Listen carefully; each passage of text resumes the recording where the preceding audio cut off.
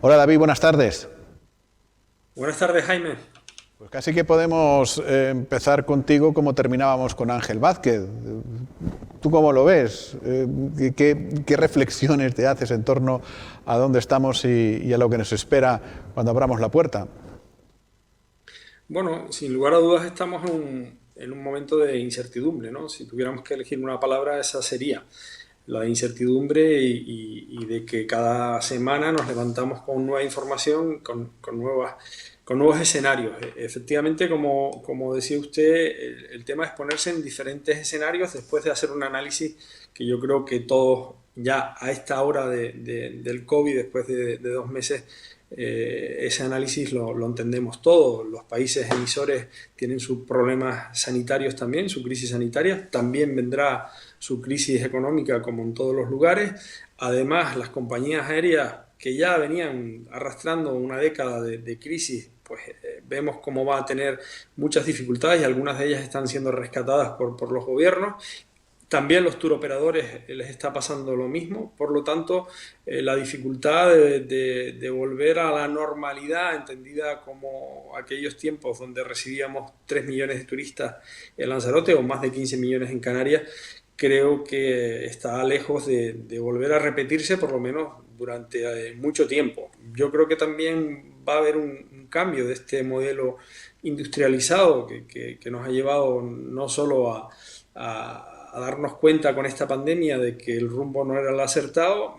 Hay que recordar que seguimos en una emergencia climática, seguimos con esas espadas encima, ¿no? que nos indican que estamos en la sexta extinción de especies y que además hemos entendido a través de los científicos cómo esta pandemia puede estar relacionada con la polución, con la contaminación, con la pérdida de biodiversidad, etcétera, etcétera. Por lo tanto, yo no hablaría tanto de reconstrucción, sino de resetear, porque parece que reconstruir es volver a lo que antes teníamos. Y la pregunta es si vamos a ser capaces de volver a lo que teníamos y si queremos volver al escenario antes del COVID, ¿no? Yo creo que la dificultad es enorme para activar la economía. Creo que hay algunos sectores que sí o sí necesitamos reforzar. Y afortunadamente Canarias y especialmente Lanzarote está mejor preparada para afrontar esta crisis que es brutal, que ninguno de nosotros nos las podíamos imaginar que hace una década. Lanzarote cuenta hoy con un remanente en lo económico de sus instituciones de más de 100 millones de euros. La primera institución, me acuerdo allá por finales del 2009, nos las encontrábamos con en torno a unos 50 y pico millones, 56 millones de deuda a banco. Hoy es prácticamente nula, entre 7 y 8 millones, y sin embargo los remanentes se han multiplicado exponencialmente. Hoy cuenta Lanzarote con el Cabildo Insular con más de 100 millones de euros de remanente, y esa es la cuestión: si el Estado nos permite utilizar el superávit de todas las instituciones, que en torno a suma unos 4.000 millones entre todas las instituciones de Canarias, y si nos permite endeudarnos y si nos permite utilizar esos remanentes, porque hay que decirle a la población que esos remanentes y ese superávit ha sido el esfuerzo colectivo de toda una sociedad durante estos años de crisis que venía, esa crisis financiera que nació en septiembre del 2008, ¿no? Y por lo tanto es de justicia que se nos pueda permitir utilizar esos superávits, que son recursos que con el esfuerzo de todos hemos ido acumulando, ¿no? Ese sería como el mejor plan. Pero es que además Lanzarote ha hecho los deberes en esta última década, ¿no? Ese cambio, ese inicio de cambio de modelo energético nos permite hoy que tengamos picos del 30% a través de los parques eólicos, con la caída de la demanda de toda la industria turística, y que sea además público, ¿no? Y que tengamos pendiente la instalación de 2 nuevos parques. Yo creo que por ahí es donde deberíamos ir.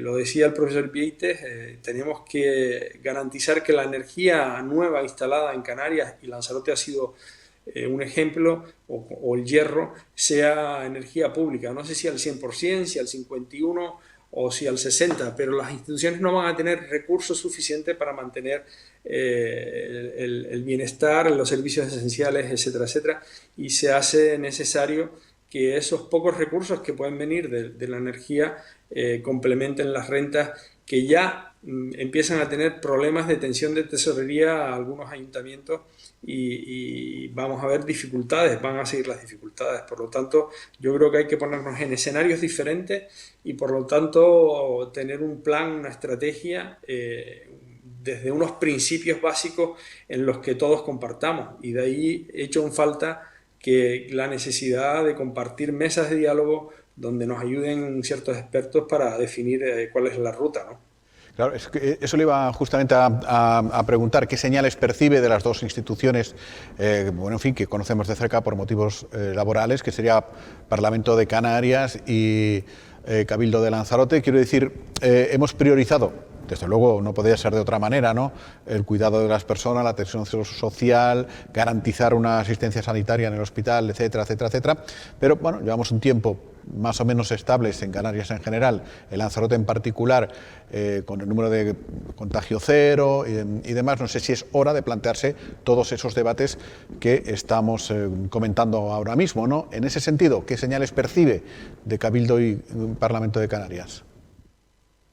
Bueno, una cosa es, como bien decía usted, el ámbito de la urgencia, de la necesidad de actuar para que no se nos quede nadie atrás. Tenía la oportunidad de escuchar a Isidoro hace unos minutos y efectivamente hay que atender a las necesidades básicas, ¿no?, de la población. Pero dicho eso, hay que estar también en lo importante, que es que se abre una posibilidad de vislumbrar un modelo de desarrollo diferente porque la necesidad, la realidad nos va a obligar a que eso sea así. Nos podemos hacer trampas en solitario esperando que puedan, con esas noticias que van a llegar los turistas en julio o en agosto o en septiembre, desde luego volverán turistas, por supuesto, pero no será como todos entendemos, no será igual.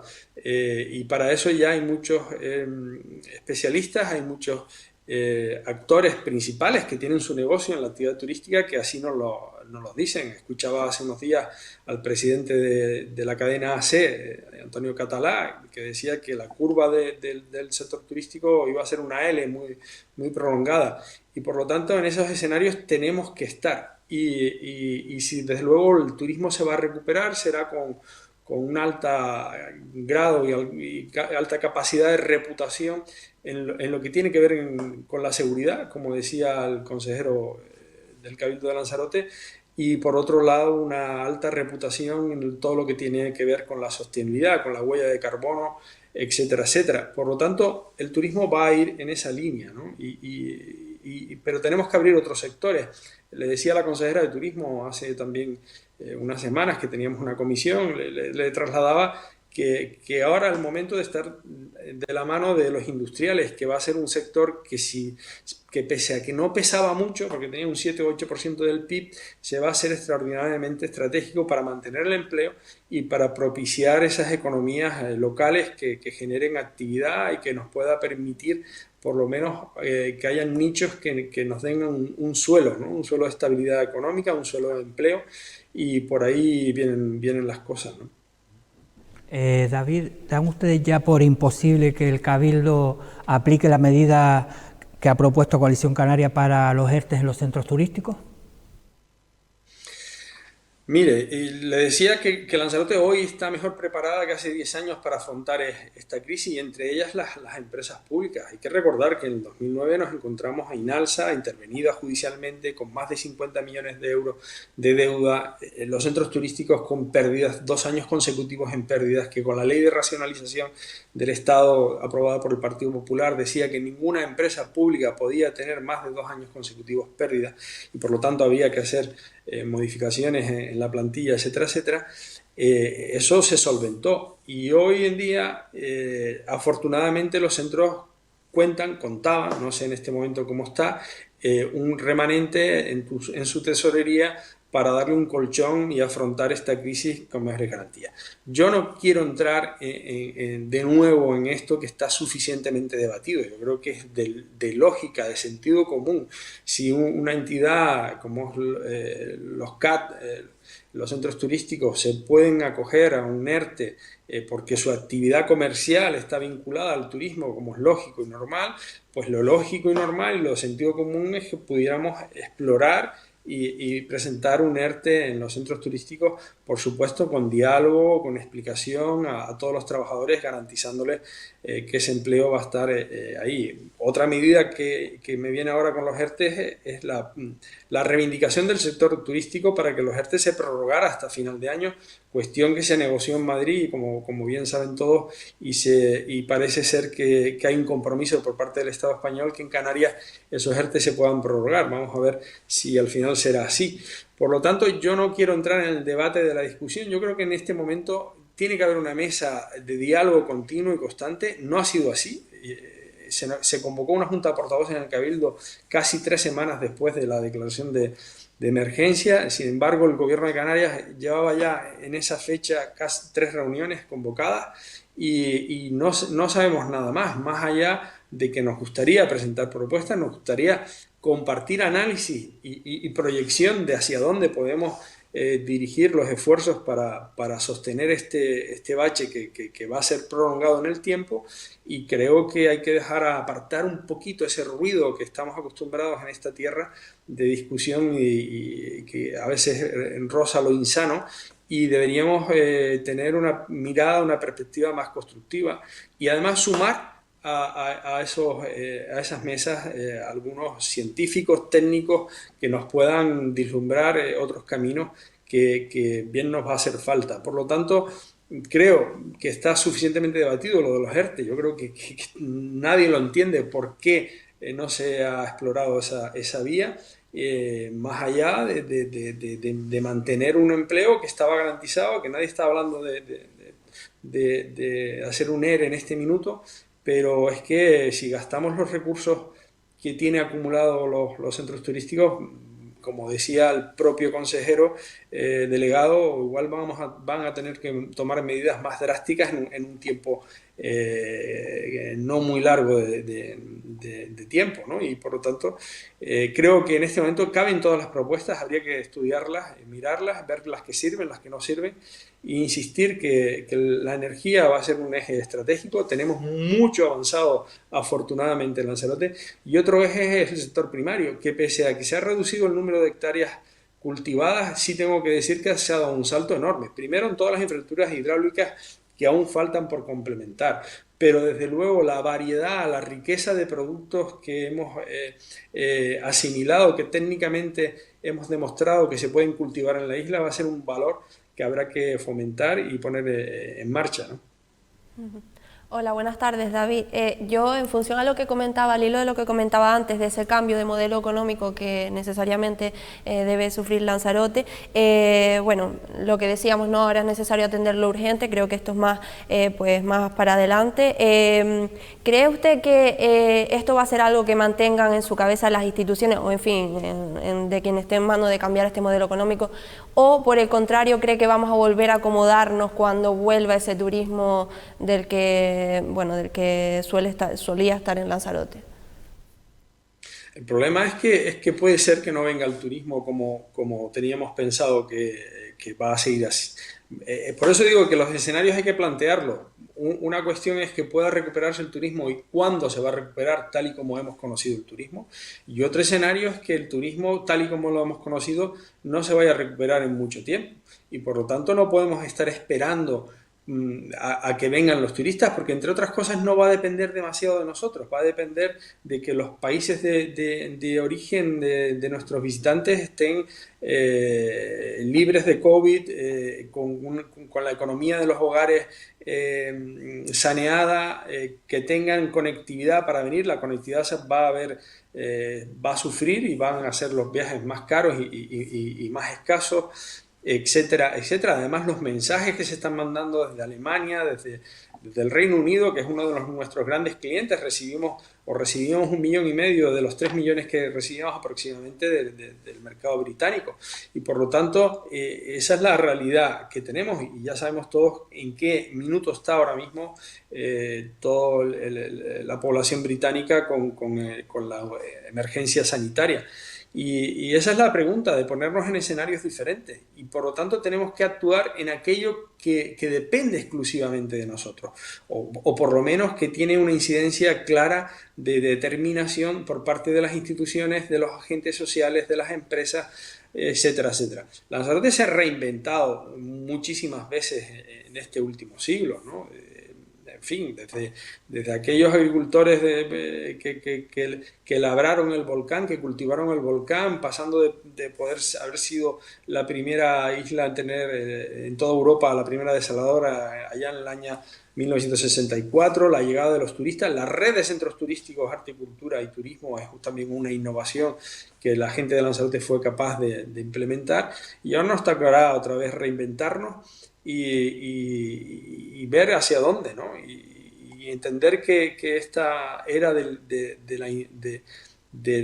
la industria masiva, en todos los sentidos, está provocando grandes desfases, grandes desigualdades y un gran daño al planeta. Y yo vuelvo a insistirle, y cada vez que tengo oportunidad de intervenir, no solo públicamente, sino internamente dentro de las reuniones de partido, del grupo parlamentario, sigo insistiendo que de esta tenemos que salir para atajar todas las emergencias que tenemos. La emergencia climática sigue ahí, la curva del cambio climático también hay que aplanarla, porque las consecuencias de la curva del cambio climático van a ser incalculables, ¿no? Y por supuesto que ahora estamos en la emergencia sanitaria, estamos seguidamente en la emergencia económica, pero si ponemos todos los huevos, como estamos acostumbrados, en la misma cesta del turismo, que además desgraciadamente no va a depender de nosotros. Los países emisores como Alemania e Inglaterra, decía al principio de esta pregunta, han recomendado, los jefes de Estado han recomendado a sus países que no vuelen durante este año.